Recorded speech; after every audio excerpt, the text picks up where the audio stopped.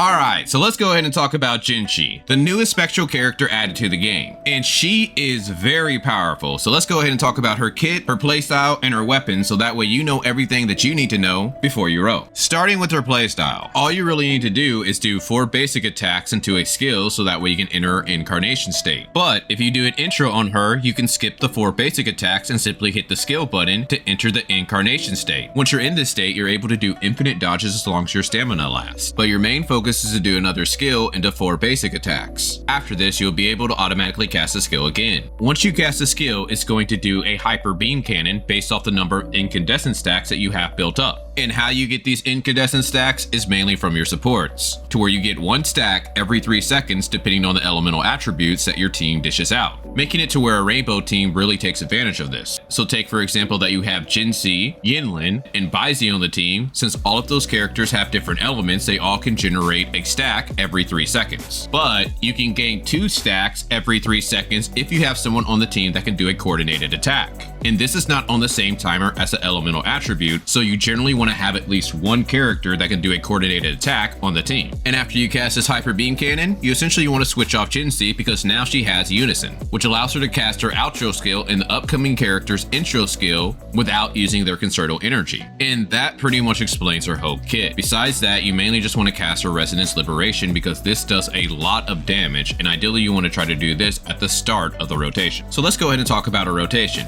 to where you want to do her Resonance Liberation, activate her Echo skill, then you want to do 4 basic attacks into her skill, into another skill, and then you want to do another 4 basic attacks so that way you can activate her skill to where she does her hyper beam cannon and essentially switch off to another character. With her ideal rotation being able to do an intro skill so that way you can activate her Resonance Liberation, her Echo, into a skill, into another skill, and then do 4 basic attacks into her hyper beam cannon skill and then switching off of her, which grants the upcoming character a free intro skill. While on the other characters, you quickly want to activate their skills, especially the ones that give coordinated attacks, because this is going to get you faster incandescent stacks for Jinshi's big skill. So now let's go ahead and talk about her weapons, where her signature weapon is the best weapon for her due to the crit rate substat and the buffs that it gives, specifically designed for her kit. Second place would be Jion's signature weapon, to where she's still going to benefit from that crit damage substat and the damage bonus that the weapon gives. But the heavy attack damage bonus is pretty much wasted on her. When it comes to 4 stars, pretty much her options are Autumn Trace or the craftable weapon Broad Blade number 41. If these are your choices, then pretty much the one that has the most ranks is usually the best choice. So now let's go ahead and talk about her Echoes. With her mainly being a main DPS, of course you're going to want the Celestial Light set. For your boss monster, you're going to want Jue, due to the fact that this does not only help get you incandescent stacks, but it also increases your skill damage, on top of not forcing you in an animation like other Echoes. For your 3-cost Echoes, most people are going to want Spectro damage for both of these. But if you do happen to have her signature weapon, having one of your Echoes with attack will be slightly better. But since this is such a small margin, it really depends on your substats. So for me specifically, this clearly beats my attack base. And then when it comes to the 1 cost, of course you want to get ones that have attack on it. And here's the order of the stats that you're looking for. But ER can be slightly better if you're trying to cast your Resonance Liberation off a cooldown. If you're aiming for that, I recommend trying to get 30 to 35% ER. When it comes to skill priority, her Forte Circuit is the number 1 that you want to go for. After that, it would be the Resonance Liberation, and then Resonance skill and intro skill are roughly about the same. Normal attack does not matter that much since the Forte Circuit changes the normal attacks. Bringing us to her sequences, to where her S1 is a big boost in power, to where most people can just stop here if they want to make their Jinshi a bit stronger. Her S2 is not as powerful as her S1, especially if you have teammates that do coordinated attacks. Do note that having this does allow you to be more flexible with your teams, to where you don't need to have a character that does a coordinated attack. S3 is a big boost in damage, to where you can essentially get a 50% attack boost doing your normal rotation. S4 is not that great since you're only increasing your teammates damage, and most people are using healers, so this is a bit wasted. But if your supports are 2 sub DPSs, or if one has a lot of sequences, this could be slightly stronger. S5 is also very powerful because it increases the damage of her Resonance Liberation, which is already very powerful by itself. And S6 is a big boost in damage since it increases her skill damage, which is the main way she does damage on the team. So now let's go ahead and discuss some of her best teams. Ideally, you're going to want a sub DPS that has a coordinated attack, and a healer, preferably one with a coordinated attack as well. So Yinlin is probably one of her best sub DPSs due to the fact that she does coordinated attack. She also increases her damage when she switches into her, and she's also a different element than Jinshi, so that's also going to help her get extra stacks of incandescence. Another good choice would be Mortefi, since he can generate coordinated attacks off field as well. But ideally you would want to try to get an S4 Mortefi, since that increases the duration of his coordinated attacks. And another good choice is Yinwu, since he can do coordinated attacks as well, and he's not sequence dependent. The only downside to him is that very mobile enemies can get outside of his field, which does stop his coordinated attacks. Then when it comes to your support slash healers, Furina of course is one of your best options due to the fact that she can buff Jinshi's damage, and even though that she's Spectro, the same element as Jinshi, she does have a coordinated attack as long as you activate her Resonance Liberation. A good alternative would be Bahzi, because she can also activate a coordinated attack if you activate her Resonance Liberation as well, and she's also a different element, so she's going to help you get those incandescent stacks a bit faster than Furina. A few honorable mentions is Spectro Rover, to where if you have her S4, she can heal your teammates, allowing her to take advantage of the rejuvenating set, and if you have S6, she can reduce the enemy's spectral resistance. So her only downside is that she has no coordinated attacks, and since she is the same element as Jinshi, she will not be getting very many incandescent stacks for her. So now let's go ahead and take a look at Changli, to where we got to look at her kit due to the story quest. And I want to go ahead and give a shout out to Jester, who not only helped me get this footage, but also helped test the character. So first off, let's take a look at her signature weapon, which has a substat of crit damage, and it greatly increases the character's skill damage. If you compare this to our standard 5-star sword, it is clearly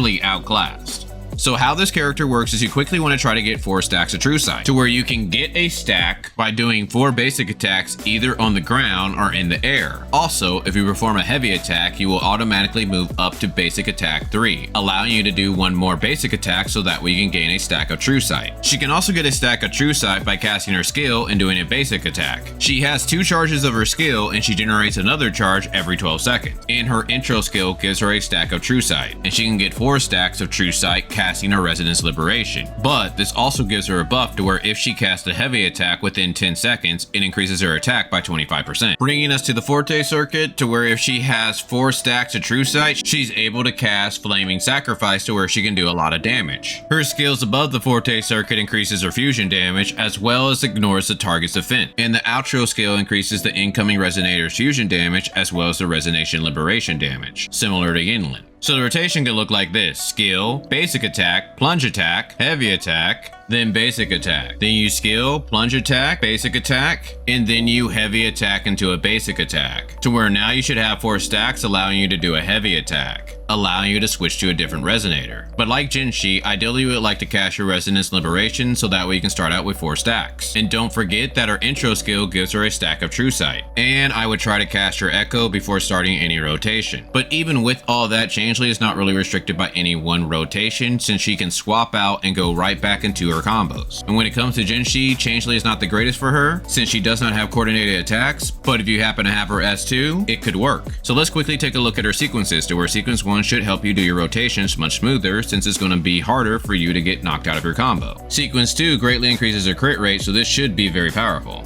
Sequence 3 increases the damage of her Resonance Liberation, so we may not know how powerful this is until she's officially out. Sequence 4 is a team buff, so this really depends on your teammates. Sequence 5 looks like it to be really powerful, since this is the main skill that you're trying to use by gathering True Sight. Sequence 6 greatly increases her defense shred for all of her moves. So now that we know everything about Jinshi, as well as the upcoming character, this would be my recommendation if you decide to roll for her. Jinshi is very powerful at S0, but if you do decide to put a little bit more money into her, I recommend that you get her weapon. Unless you have the Verident Summit, then you could consider passing. After that, you can consider getting some of the sequences, to where sequence 1 is a good stopping point, or if you just want to be able to use any character in the game, you could consider getting sequence 2. Past that, all the sequences will be a big boost in damage, except maybe sequence 4. But that should be everything that you need to know before you roll. So let me know down in the comments, are you rolling for Jinshi, or are you waiting for those future characters? But other than that, I'll talk with you guys later.